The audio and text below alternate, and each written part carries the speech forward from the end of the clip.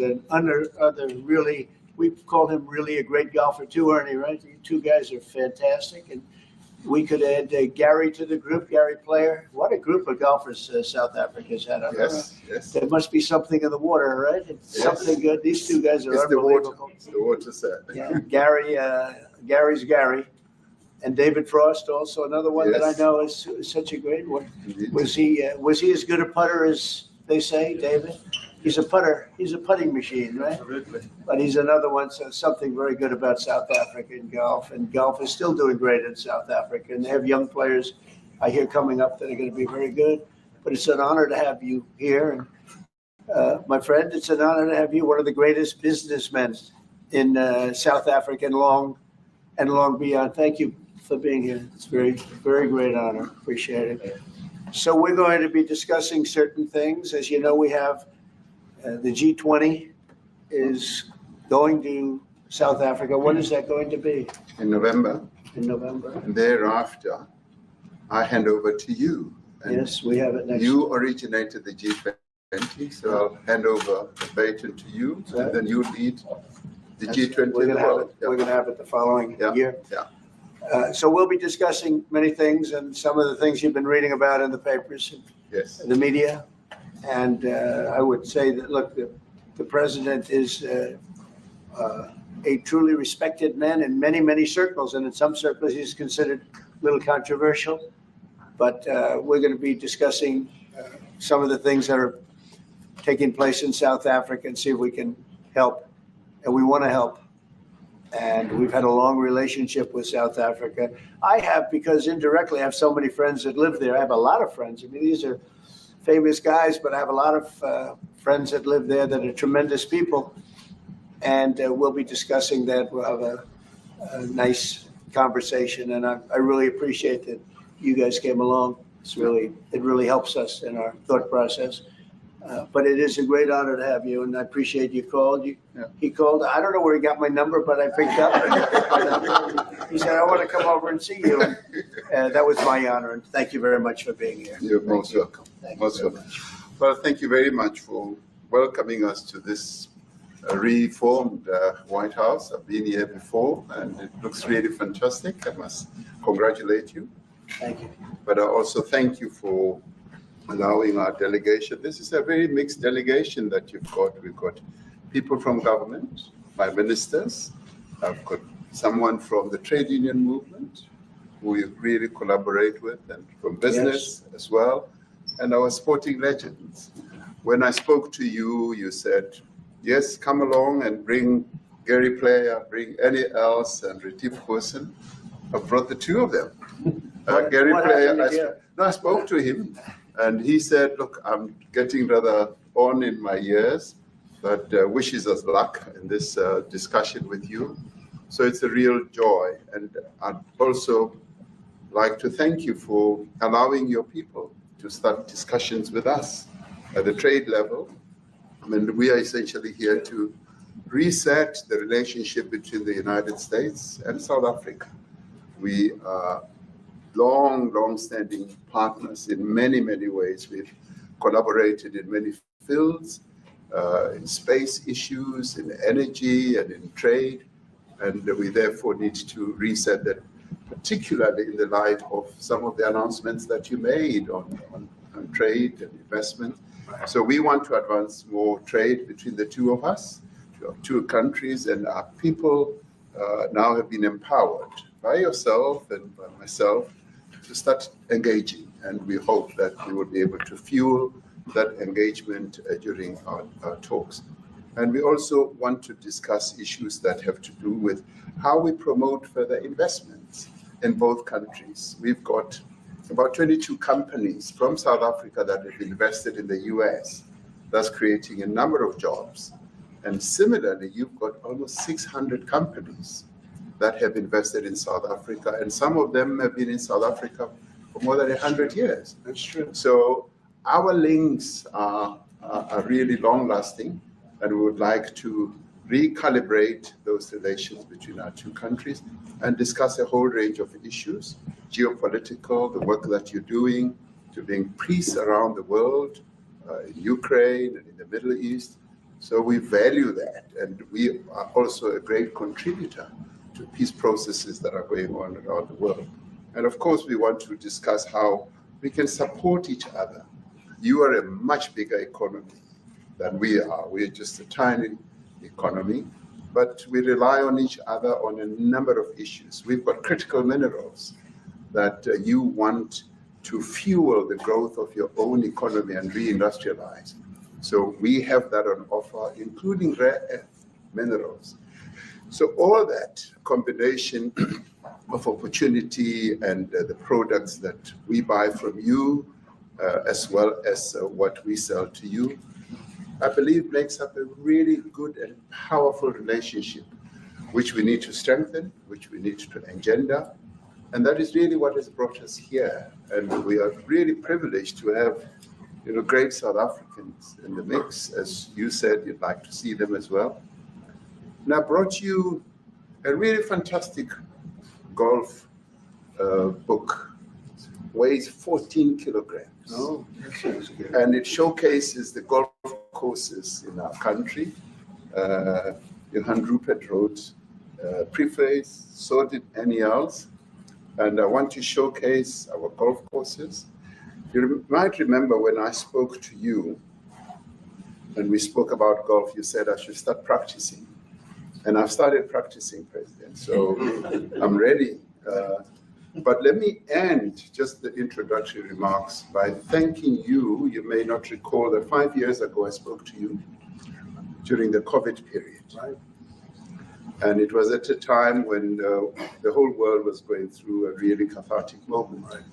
And we asked for assistance, and you were able to assist us with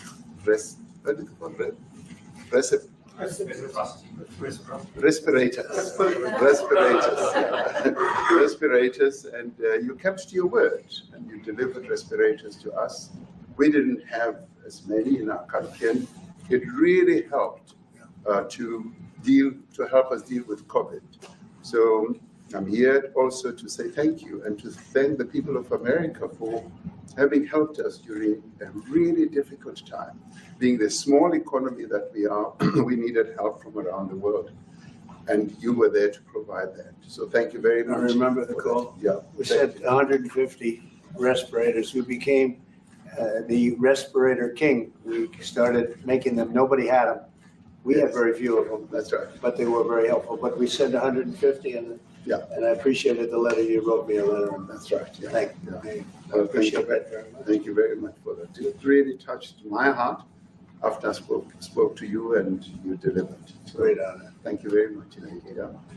Any questions, please? Mr. President, we welcome white Afrikaner refugees here. Can you explain to Americans why it's appropriate to welcome white Afrikaners here when other refugees like Afghans, Venezuelans, Haitians have all had their protected status revoked?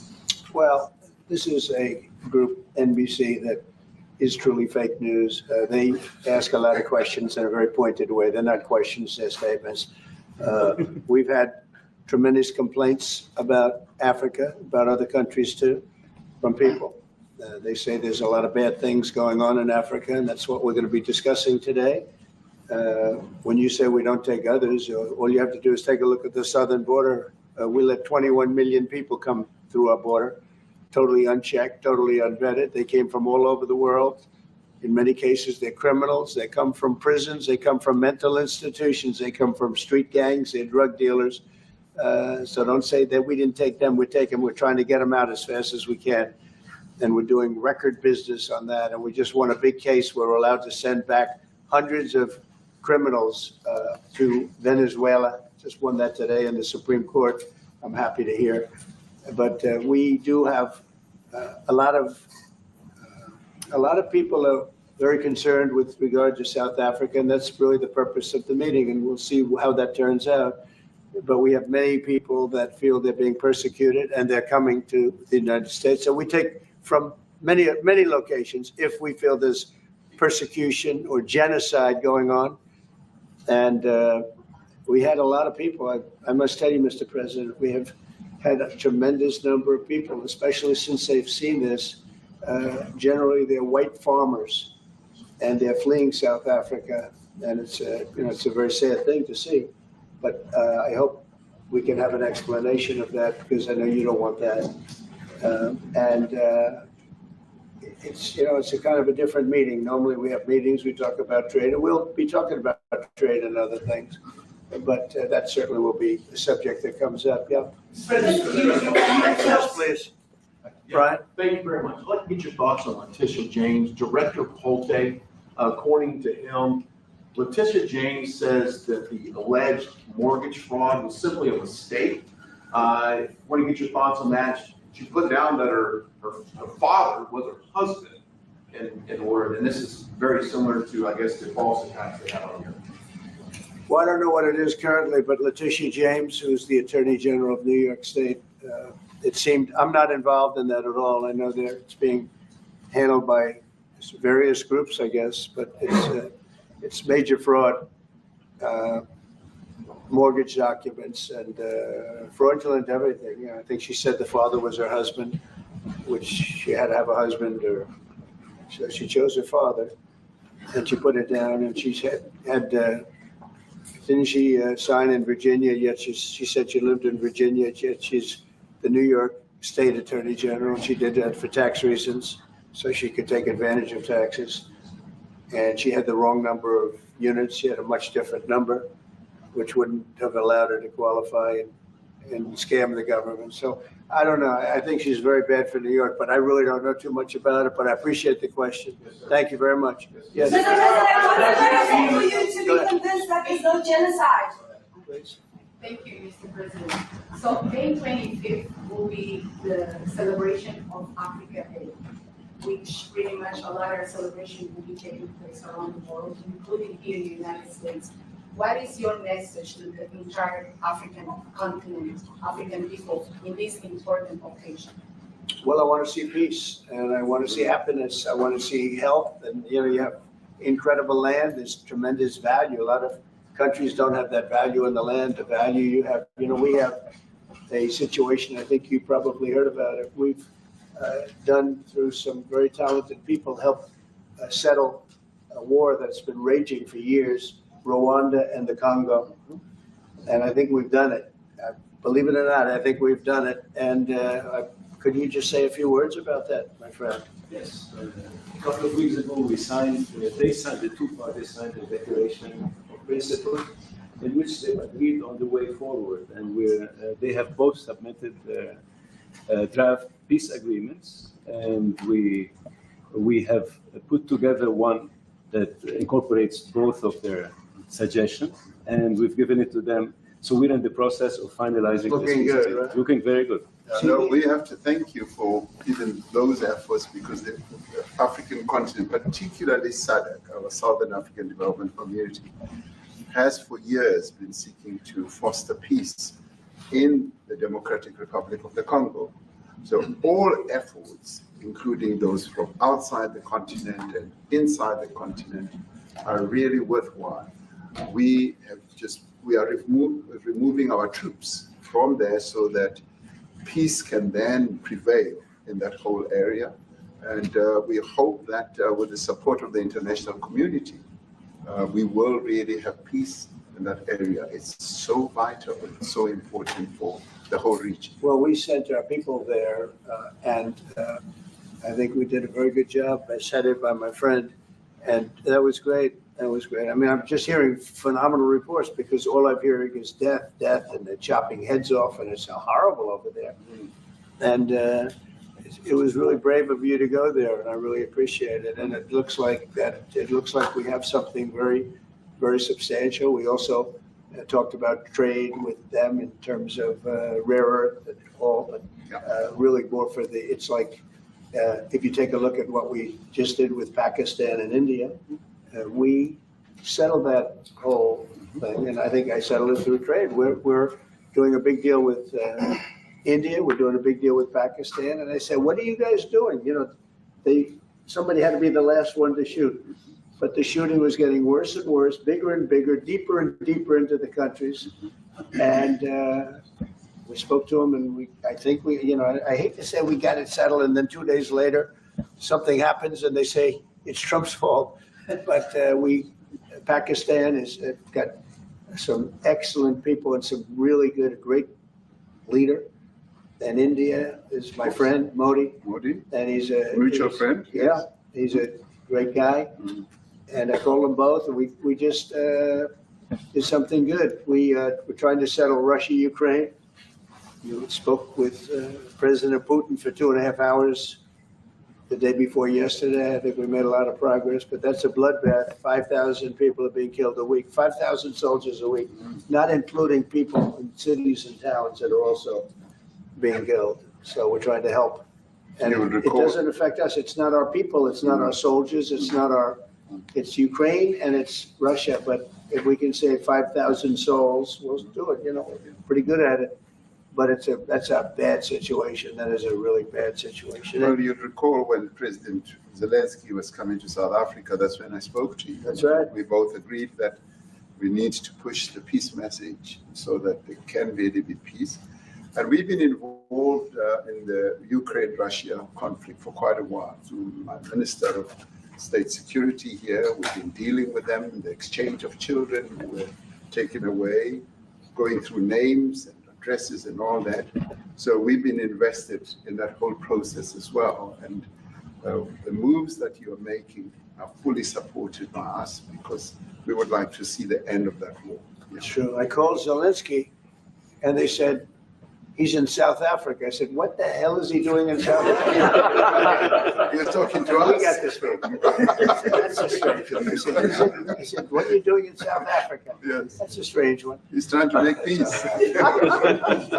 Or we're He's doing taking him, we were lucky because we had the great Nelson Mandela who taught us how to create peace, to make peace. So we were imparting some of those lessons to him, some of those learnings. And I specifically mentioned to him that this is how Nelson Mandela taught us that when you want to have a peace in a country, do it on an unconditional basis and sit down and talk. And that's precisely what I'm sure he's going to heed. Well, we're going to see what happens with that one. There's a lot of hatred. Yeah. There's a lot of death. It's a bloodbath. It's a It is, bloodbath. it is. I get the satellite pictures of that field, of that killing field. Mm. You never saw anything like it in your life. It's horrible. It's a horrible thing that goes on, but I think we've made big progress. Yeah, please, go ahead. Thank you, Mr. President. No, not you. Right here. He's from South Africa. Go ahead, please.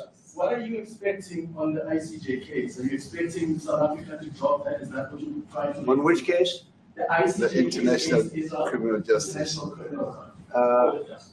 I don't expect anything, to be honest. I really don't. I don't know. It's, they've got a case, there's a lot of anger there, tremendous anger. I don't expect anything. We'll see what happens. We'll have a ruling and who knows what the ruling is going to mean.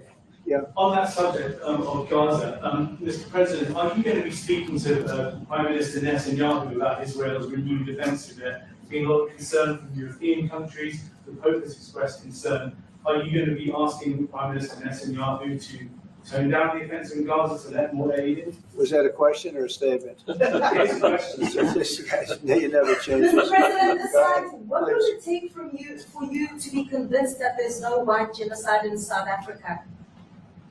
Well, I can answer that for President. It's for him. No, seriously. I'd rather have him answer. Yeah, I'd rather answer that. It will be. Our president will respond to you. Yeah, let me- Thank you, Mr. President. It will take President Trump listening to the voices of South Africans, some of whom are his good friends, like those who are here. When we have talks between us around a quiet table, it will take President Trump to listen to them. I'm not going to be repeating what I've been saying. I would say if there was Afrikaner farmer genocide, I can bet you these three gentlemen would not be here, including my Minister of Agriculture. He would not be with me. So it'll take him, President Trump, listening to their stories, to their perspective. That is the answer to your question. But, Mr. President, I must say that we have, wait. We have thousands of stories talking about it. Sure. And we have documentaries, we have news stories, and that is Natalie here? Somebody here to turn that? I could show you a couple of things, and it has to be responded to. Yeah, sure. We have- Let me see the articles, please, if you would, and turn the lights down. Turn the lights down, and just put this on. It's right behind you, Johan. There's nothing this parliament can do. With or without you, people are going to occupy land. We require no permission from you, from the president, from no one.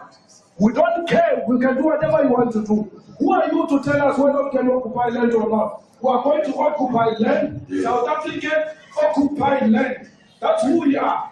So we never want to do. How can we withdraw my membership from this useless parliament? Yes, honorable member. Must never be scared to kill.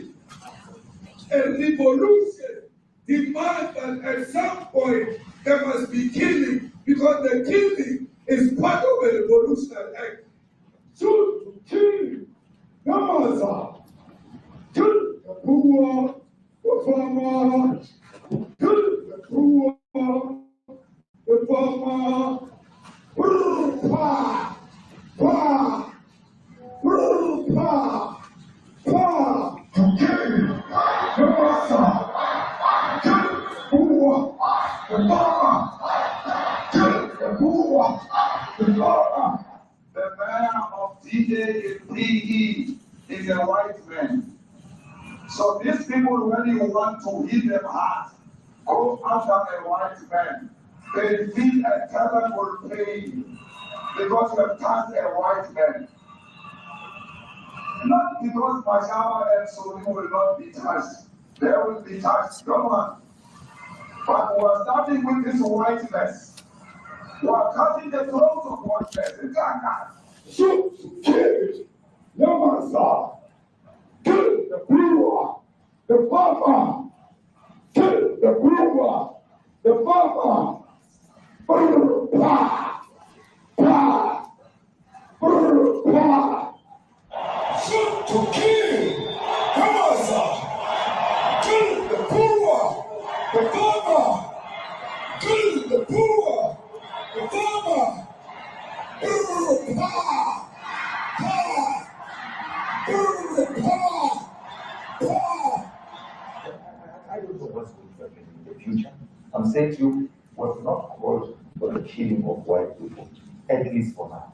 I can't guarantee the future. Yeah, but, I mean, you understand somebody watching that, especially as it gets shared on Twitter, they freak out. It sounds like a genocidal. I can't take it.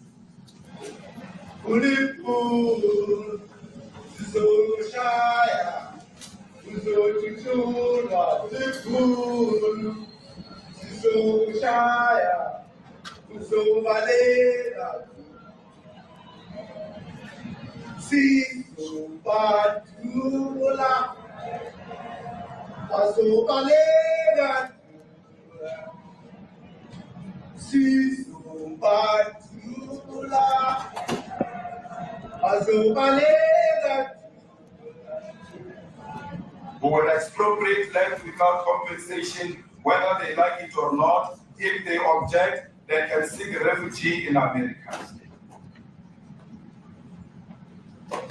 Now, this is very bad. These are burial sites right here. Burial sites. Over 1,000 of white farmers, and those cars are lined up to pay love on a Sunday morning. Each one of those white things you see is a cross, and there's approximately 1,000 of them. They're all white farmers, the family of white farmers.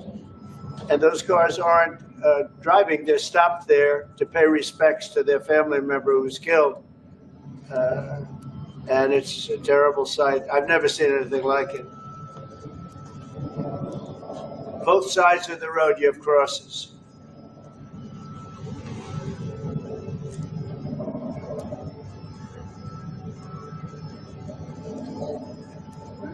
Those people were all killed.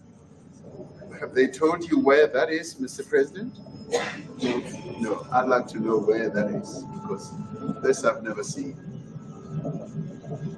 But, okay, I mean, it's in South Africa. That's we need to find out.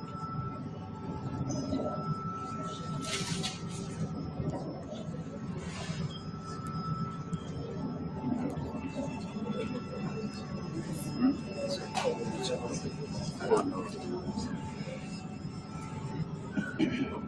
those people. I don't know. Okay. Mr. President, the Pentagon announced it would be accepting a Qatari jet to be used as Air Force One. What are you talking about? You know, what are you I want talking to about? respond. You know, The Pentagon- you to get out of here. What does this have to do with the Qatari jet? They're giving the United States Air Force a jet, okay? And it's a great thing. We're talking about a lot of other things. It's NBC trying to get off the subject of what you just saw. You are a real, you're a terrible reporter. Number one, you don't have what it takes to be a reporter. You're not smart enough. But for you to go into a subject about a jet that was given to the United States Air Force, which is a very nice thing. They also gave $5.1 trillion worth of investment in addition to the jet. Go back, you ought to go back to your studio at NBC, because Brian Roberts and the people that run that place, they ought to be investigated. They are so terrible the way you run that network, and you're a disgrace. No more questions from you. Go ahead. Go ahead, talk about that. His name is Peter something. He's a terrible reporter. Quiet. Let's go. Thank you so much. President Trump, Anna Pilato from ENCA in South Africa. Thank you very much. Thank you very much. What would you like President Ramaphosa to do about the situation I that we've don't just know. seen on the screen? I don't know. Look, these are articles over the last few days. Death of people. Death. Horrible death. Death. I don't know. But you know that To there pick are anyone, people who are white South Africans are fleeing because of the violence and racist laws. And this is all, I mean, I'll give these to you. No, I'd like So to- when you say, what would I like to do? I don't know what to do. Look at this. White South African couple say that they were attacked violently. And President Trump, when will you go and see for yourself if it is indeed true? well, I could do that. Look, here's burial sites all over the place. These are all white farmers that are being buried. And he asks about a jet that was given. You ought to be ashamed of yourself. You know, you are so bad. You're such a bad reporter. President Johnson, I said 2 questions. Mr. President, 2 questions.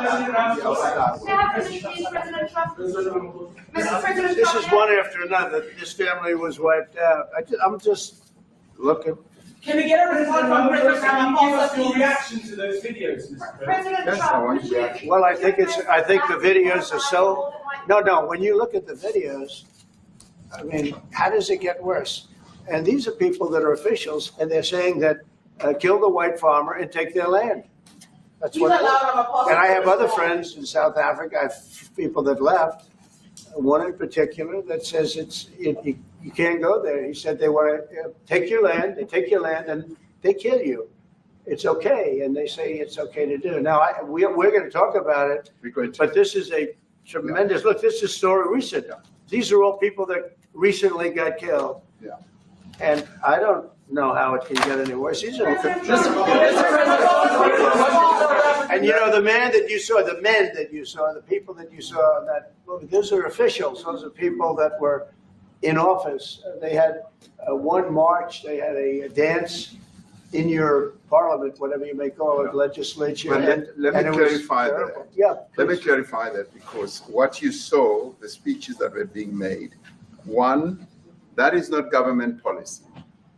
We have a multi-party democracy in South Africa that allows people to express themselves, political parties to adhere to various policies. And in many cases, or in some cases, those policies do not go along with government policy. Our government policy is completely against what he was saying, even in the parliament. and they're a small minority party, which is allowed to exist in terms of our constitution. But you do allow them to take land. No. You do allow them to take No, land. nobody can And then take when they land. take the land, they kill the white farmer. And when they kill the white farmer, nothing happens to them. No, there is Nothing happens to there them. is criminality in our country. People who do get killed, unfortunately, through criminal activity, are not only white people. Majority of them are black people. And we have now The been farmers are utilized. black. The farmers are not black. We I don't now- say that's good or bad, Mm. but the farmers are not black.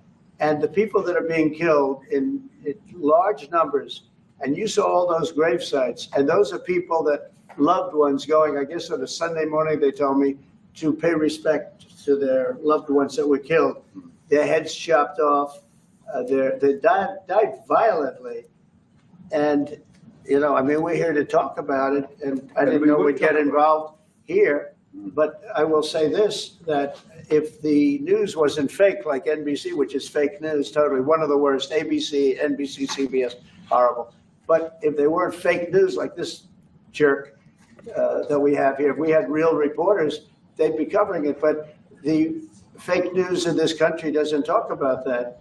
They don't want to talk about it, but now they have to talk about it. But they won't. This won't even be a subject. They'll have him talking about why did a country give a free, think of this. Why did a country give an airplane to the United States Air Force?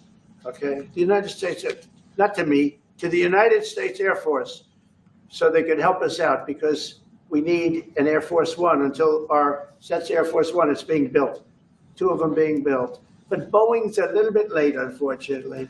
So why did they give us a plane to the United States Air Force? That's what that idiot talks about after viewing a thing where thousands of people are dead. I'm sorry, I don't have a plane to give you. I wish you did. I take it. I would take it. If your country offered the United States Air Force a plane, I would take it. Okay, but coming back to this issue, which I really would like us to talk about, and talk about it very calmly. We were taught by Nelson Mandela that whenever there are problems, people need to sit down around a table and talk about them. Well, there are And this problems. is precisely what we would also like to talk about, including, of course, trade matters, investment matters. So the issues that concern you as the United States. Those are all recent.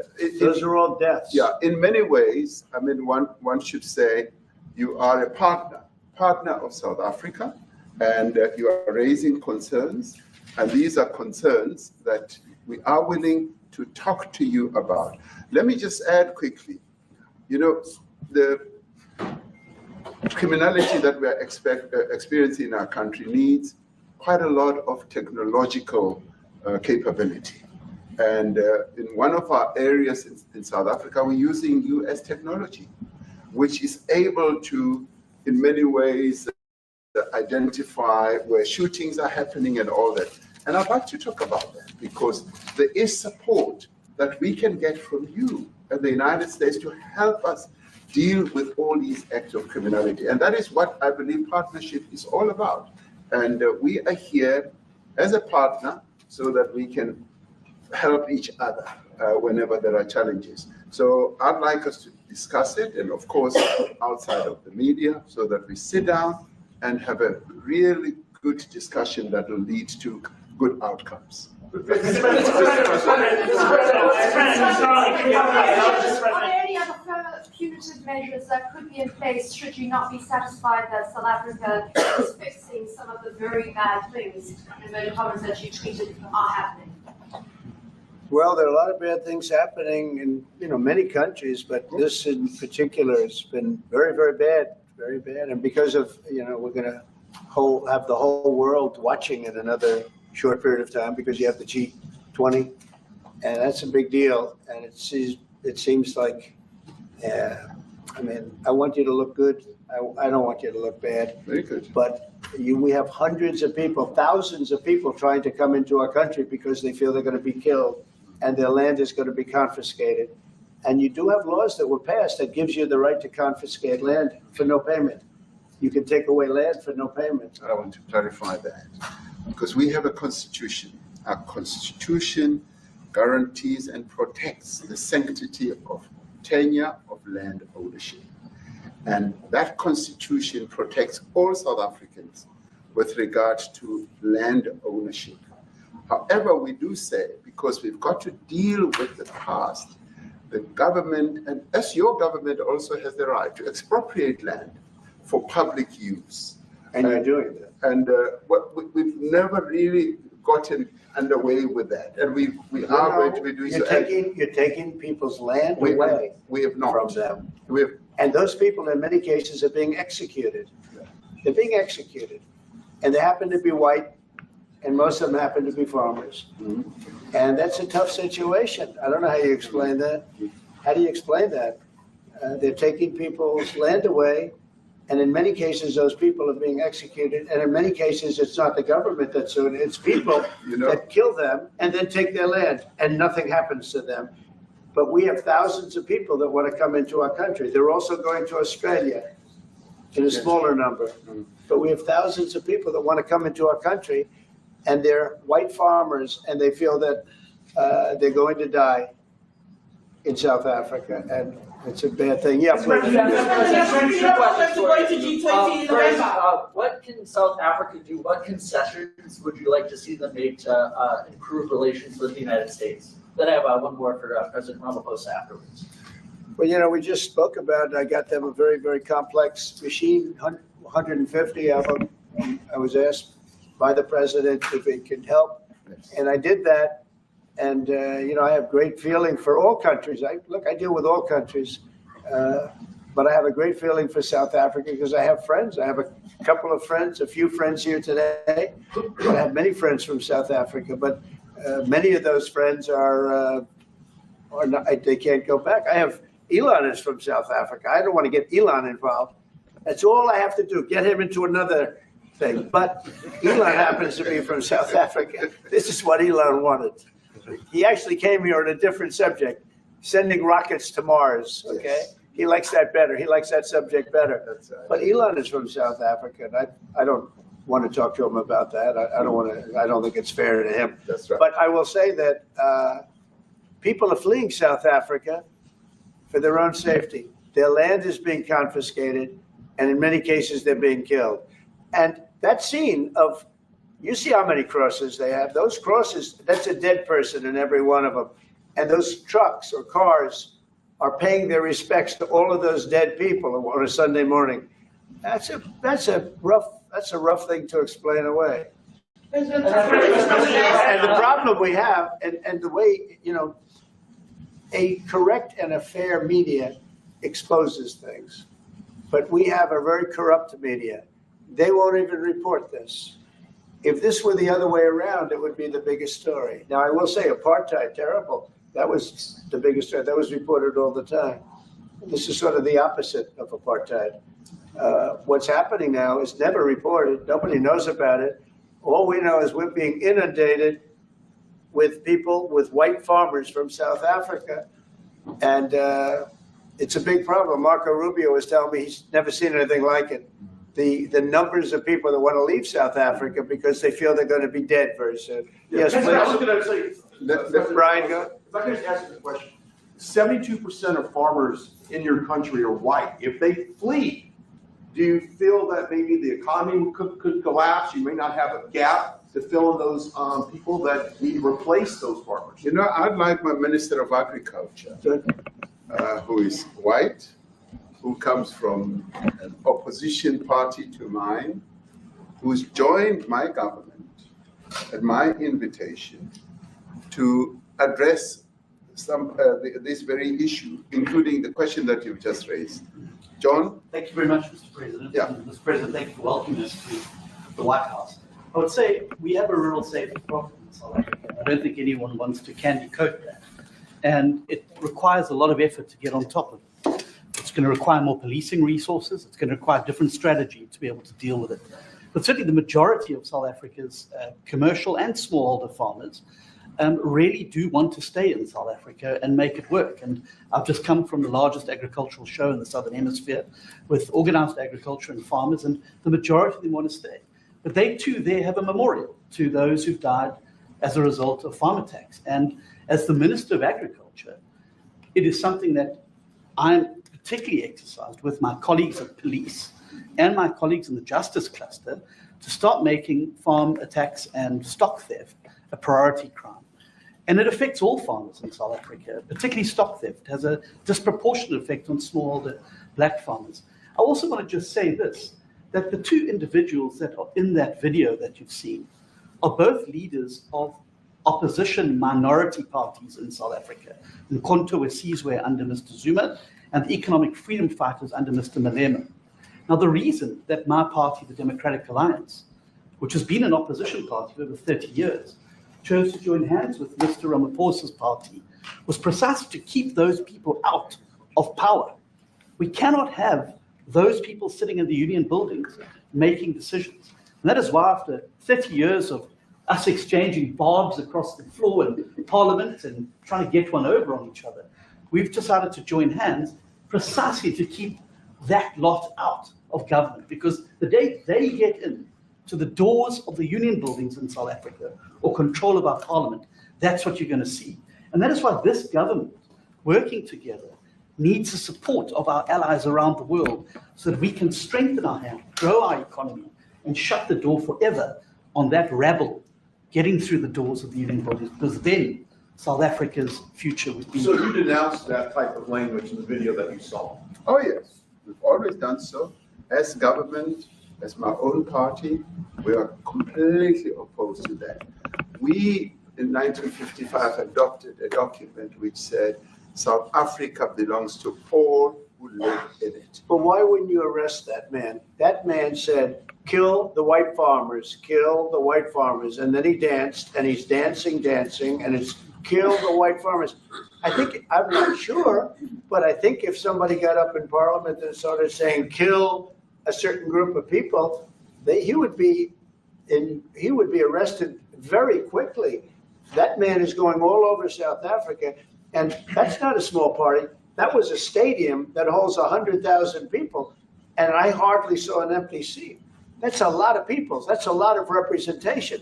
And those crosses, we have dead white people, dead white farmers, mostly.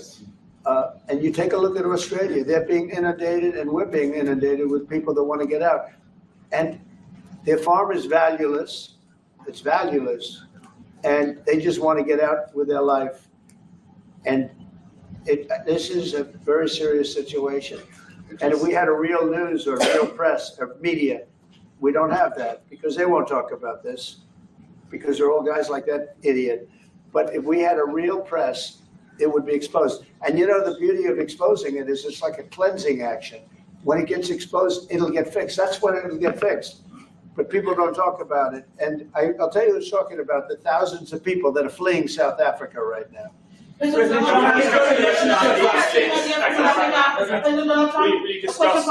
discussed USAID and the devastating impact the cuts are having across the African continent. You know, it's devastating, and hopefully a lot of people are going to start spending a lot of money. And I've talked to other nations. We want them to chip in and spend money too. And we've spent a lot. And it's a tremendous problem going on in many countries, a lot of problems going on. The United States always gets the request for money. Nobody else helps, as you know. Europe doesn't help. Europe hasn't given anything. All they do is sue our companies. You know, they sue Apple and they sue all of our companies. Apple had to pay $17 billion on a nonsense lawsuit. Very unfair, but we're going to always be there to help. The Afrikaner is human rights to South African broadcasting. If this Afrikaner resettlement issue is resolved, you're going to go into a room after this, you guys are going to talk. If it is resolved, what is the potential for the future-looking relationships between the United States? It's got to be resolved. It should be resolved. It's a little bit bad when you see a stadium with 100,000 people in it, because that means it's more than just a little movement. It's a pretty big movement in South Africa, so it has to be resolved. It'll be the end of the country if it's not. But is there potential for the relationship moving forward? I hope so. That's why I'm here. I'm not here for my health. I'm here to see what it is. No, I'd like to see. I have friends. I can tell you, Ernie Els and Latif Goosen, they feel so strongly they wanted to be here on behalf of South Africa, not on behalf of me. Yes. And, they said, can we be here for this? Because they love the country. Ernie, do you guys want to say a couple of words or anything? I hate to put you in, this is tougher than sinking a 3-footer. They have, and they've sank many 3-footers. Thank you, Mr. President. And thanks for the honor of being here. We've known each other a long time. We have spoken. We're proud South Africans. I still have my South African passport. We travel with this passport, and I got my visa here. So, but we want to see things get better in our home country. That's the bottom line. It's been 35 years since the transition. President Ramaphosa was right in the middle of the transition time in 1990 and before that. So it's been 35 years of ANC government. And I know there's a lot of anger, through the transition. There's also a lot of stuff happening in the apartheid days. We grew up in the apartheid era. But I don't think two wrongs makes a right. President Mandela, when he came out of prison for all that time, didn't come out with hatred, and really unified our nation through sport. We won the Rugby World Cup in '95. 4 times. We won the African Nations Cup, soccer. We won some majors as golfers and so forth. So what I'm trying to say is, this has been a long time coming. That's why we really wanted to meet you, meet the administration, and see our way forward, because we still want to see our country flourish. We've got some great things going on. Business is getting involved with government. Farmers are getting involved in local municipalities, trying to rebuild some of the infrastructure that's been decaying for a long time. So there's a lot of coexistence going on and help from a lot of areas. But I feel we need the US to push this thing through. We've got a great ally we can have, the US. It's always been an ally of South Africa for a very long time. Even in the days of the war, up in Angola, you guys helped us. So very important for us to have your support and get the change we need. Boy, did you do that well. You might have done that even better than he plays golf, which is almost impossible. Johan, please. Sorry, Mr. President, if you had to wind all of those things properly, you will see I'm the biggest target of that rabble-rouser. Number one for over 10 years, Mr. Malema. In fact, the first time I met him, he was in the youth league with that gentleman. And look how he's changed. Right. We have too many deaths, but it's across the board. It's not only white farmers, it's across the board. And we need technological help. We need Starlink at every little police station. We need drones. I actually got drones donated for the peace parks to stop elephant and rhino poaching. And his predecessor stopped the importation because he said the United States would spy on us. I mean, US basics, the ridicule. So if you can help us. Remember, sir, you and I lived in New York in the 70s. We never thought New York could be what it became.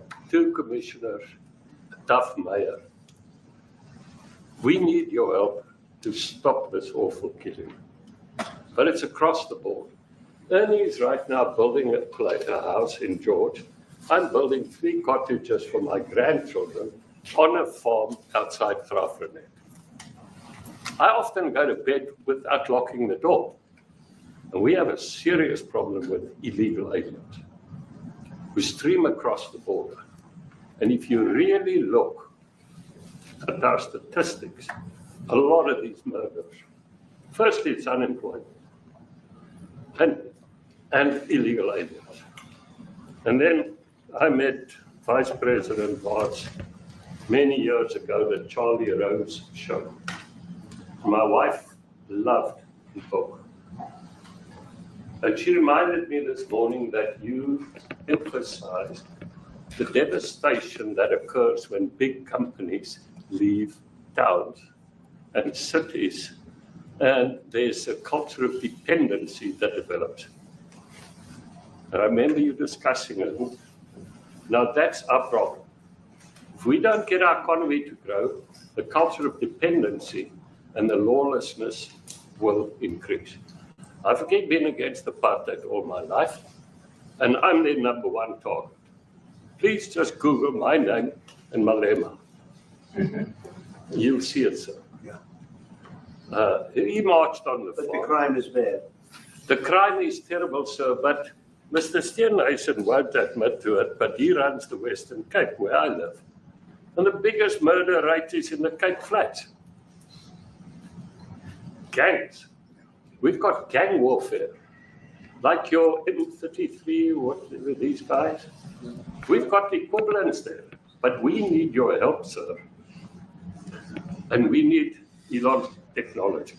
Well, one of the real areas of support is really in investments. We've got to grow our economy, because through growing the economy, we're then able to create more jobs. Because crime really thrives where there is inequality and unemployment. And that is one of the reasons that has brought us here, to improve our investment relations, our trade relations, so that we can preserve the number of jobs that your companies have created in South Africa. By virtue of what we export to you, we are able to create up to 500,000 jobs in the auto industry, in the agricultural industry, and a number of other industries, mining, where we export things to you. And we also know that as South African companies invest here, you are also able to create jobs. So it's a mutually beneficial relationship. So our main real reason for being here is to foster trade and investment, so that we are able to grow our economy with your support, and so that we're also able to address all these societal problems, because criminality thrives when people are unemployed, when they have no other hope to eke out a living. So that is what we need to resolve, and your support, your partnership with us is what is really going to give us a strong capability to move forward. President, Retief, excuse me, do you have anything to say? I mean, I don't want to leave you out. You know, the guy won 3 or 4 majors. 3 or 4? No, only 2. That's a lot. By the way, 2's a lot. A lot of tournaments you won too. You have anything to say? Yeah, thank you, Mr. President. President Ramaphosa. I grew up in an area in South Africa that is a farmland area, Polokwane. Yep. And there is some issues up there. Obviously, my dad was a property developer as well as a part-time farmer. And yeah, some of these buddy farmers got killed.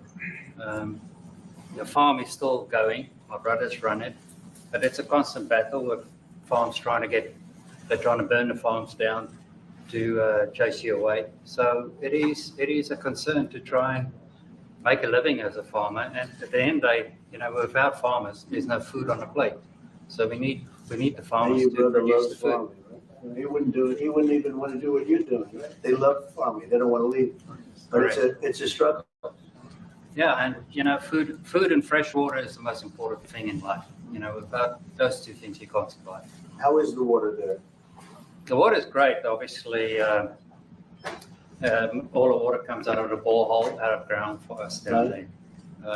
But yeah, it is a battle to get the water out sometimes when all the equipment gets stolen all the time that you're trying to get the So water does your out. family and your brother, do they feel safe on the farm? They live behind electric fences, try and be at night safe. But it is constant whenever you leave that something could happen. And There's nowhere to live. both of them has been attacked in their houses. My mom's been attacked in her house when she was 80. So it is difficult. But the guys live a great life despite everything going on. Something. President Trump, I brought along the president of the largest trade union in our country, Ziggy Solosi, because she leads many, many workers, more than 1 million, 2 million workers. And maybe we should give her a chance to say something because she's come all the way to join us. Thank you very much, Mr. President Trump, for having us, and President for extending the invitation to us as organized labor. And I must say that we are here to support the initiative that has been made by our government with business, of course, as organized labor. We've been coming to Washington on the AGOA trade relations in the previous regime. And I think at the center of it all, for me, it is exactly what Mr. Rupert have said, the importance of us growing the economy. We have always emphasized when we were here and kept on coming and negotiating on AGOA that the 600 US companies that are based in South Africa, as you said, President Ramaphosa, 500,000 jobs will be wiped out. We need more foreign direct investment in our country. We are not just talking about those that will lose employment, but we are talking about over 40% of people that are unemployed, that have no hope of ever finding a job. And we think that, correctly, as they have said, that we need to deal with the issue of porous borders in our country so that everyone that comes in is documented. We also need to, and I would have thought that the minister would address the issue of land expropriation and how the policy works in South Africa. Recently, President, as you were preparing to come here on the news, in, I think it was in Natal, there was a handover of farms, and white farmers were saying, we are donating the land, but also there's a willing buyer, willing seller in South Africa. So there is no expropriation without compensation, but it is a willing buyer, willing seller. And that white farmer was even saying, President, that the government is even paying more in buying the land than what the land is worth of. And I think those are the realities, President, that we must say that we need to address, of course, but also the importance of agriculture linked to AGOA. People rely on it, and I think, as Retief have said, for survival and living. But lastly, for me, President, is also the issue of the crime statistics. There is no doubt about it that we are a violent nation, for a number of reasons, and we are not condoning anything. But also, if you go into the rural areas where Black majority are, you would see women, elderly, being raped, being killed, being murdered. And these are Black elderly women that would be found throat slits, raped multiple times, and all of that. And the problem in South Africa, it is not necessarily about race, but it is about crime.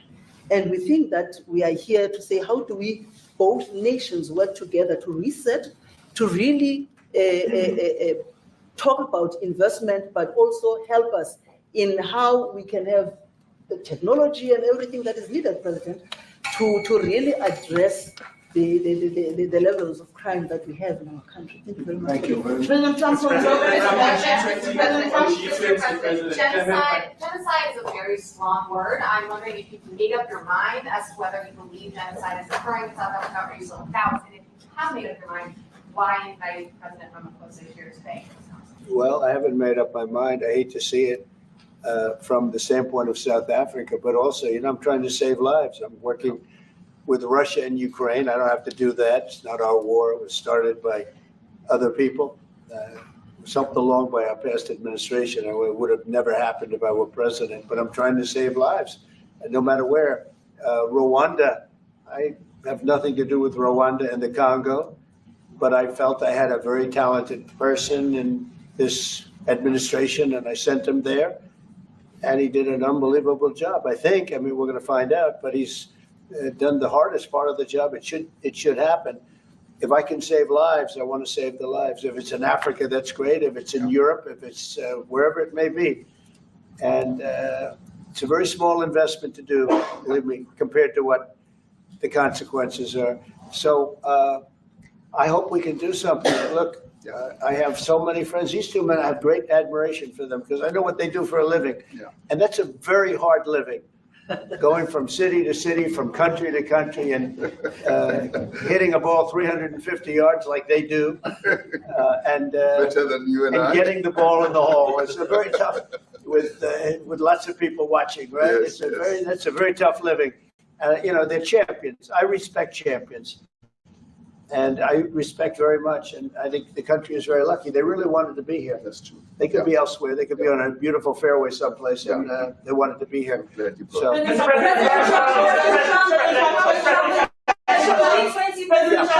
My name is Yanda Mwabo from Newsroom Africa in South Africa. How important is it for the United States to be at our G20 summit in November, given the relationship between our two countries? You just heard what has been said to you just now. Are you coming, and are you preparing to come? So without the United States, the G20, just like the G7, used to be the G8, but brilliantly they threw Russia out. Would have been a lot better if Russia was in. You know, a lot of people would say, oh, that's not it. Because if Russia was in, you probably wouldn't have this war. And if you had a different president, you wouldn't have the war either. But we have a G7. It's important that the United States is in both of them. I think without the United States, it's I really believe it's not very important. It's not the same meaning. As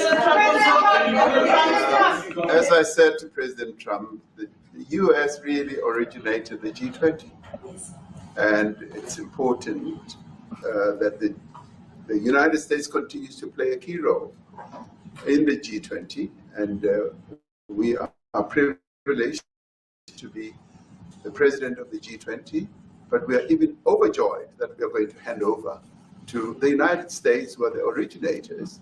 And for that reason, I expect the United States to continue playing the leadership role in the G20 together with other countries. And I've said when I initially spoke to President Trump on the phone, I want him to come to South Africa for a state visit, and I also want him to come and participate in the G20. And I want to gladly hand over to President Trump to take the leadership of the G20 forward in November. Thank you very much. Thank you very much. Thank you. What is it going to take to convince you? They don't want to leave. They like you so much. How much do you need? Everybody, please keep moving. Thank you. Keep moving. Keep moving. Thank you. Thanks, guys. Thank you. Straight out right there.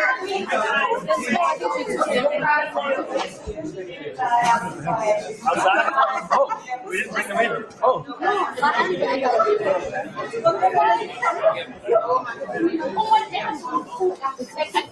You're mentioning it, so you're supposed to ask you this. No,